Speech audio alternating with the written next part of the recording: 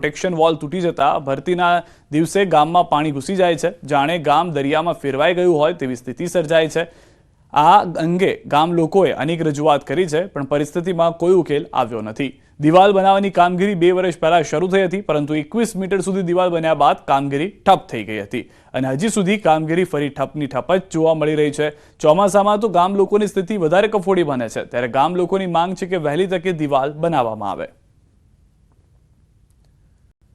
દિવાલ આખી તૂટી ગયેલી છે ને એના માટે અમે ઘણી જગ્યાએ રજૂઆત કરેલી છે, પણ દરિયાની મોટી ભરતી હોય ત્યારે ગામમાં પાણી ઘૂસી જાય ને ફૂટ સુધીના ગામમાં આવી જાય છે ને વાવાઝોડું ને એવું હોય ત્યારે પણ અમારે બહુ અતિશય ભયંકર રહે છે।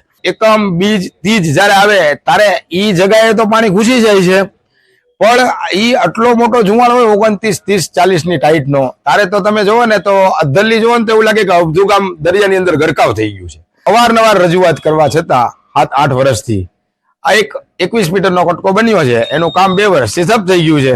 તો હવે આ દિવાલ વહેલામાં વહેલા જો બનાવવામાં આવે। પુરાતન કાળમાં ઘોઘા બંદરે 84 વાવટાનું બંદર કહેવાતું હતું, એટલે કે 84 દેશના જહાજો ઘોઘા બંદરે લંગરાતા હતા। ઘોઘામાં દરિયાના પાણીનો કરંટ એ આખા એશિયામાં બીજા નંબરનો સૌથી વધુ કરંટ ધરાવે છે। દરિયાનું પાણી ગામમાં ન આવે તે માટે અંગ્રેજોના સમયમાં ઘોઘા ગામ ફરતે દરિયાઈ સંરક્ષણ દિવાલનું નિર્માણ કરવામાં આવ્યું હતું, જે દિવાલ લગભગ 1 કિલોમીટર જેટલી લાંબી હતી। સમય જતાં આ દિવાલ આજે નામશેષ થઈ ગઈ છે અને હવે પરિસ્થિતિ એ છે કે ભરતી સમયે દરિયાનું પાણી ગામમાં ઘૂસી જાય છે અને આ ગામ જાણે બેટમાં ફેરવાઈ જાય છે।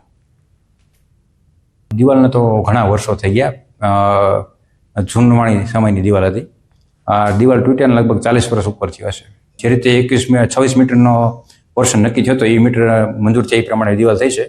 આગામી સમયમાં આપણે રજૂઆત કરેલ છે, ગ્રામજનો અને ગ્રામસભામાં પણ રજૂઆત થયેલી છે આ બાબતે, તો આપણે આગળ ઉપરની કાર્યવાહી અર્થે મોકલશું।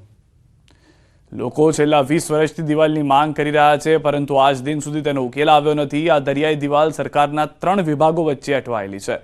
દરિયાની દિવાલ 1121 મીટર લાંબી છે, જેમાંથી 141 મીટર સુધી દિવાલનો ચાર્જ ગુજરાત મેરીટાઈમ બોર્ડ પાસે છે, 446 મીટર સુધી દિવાલનો ચાર્જ જિલ્લા પંચાયત ભાવનગર પાસે છે, જ્યારે 402 મીટરનો ચાર્જ અલંગ મેરીટાઈમ બોર્ડ હસ્તક છે। જેથી આ દિવાલ બનાવવા માટે 3 વિભાગો વચ્ચે સંકલન સર્જાય તે જરૂરી છે। સંયુક્ત કામગીરી થાય તો જ આ દિવાલ બની શકે તેમ છે। ત્યારે હવે જોવું રહ્યું કે ક્યારે સરકારી વિભાગોમાં સંકલન સધાય છે અને ગામ લોકોને વર્ષો જૂની હાલાકીમાંથી મુક્તિ મળે છે।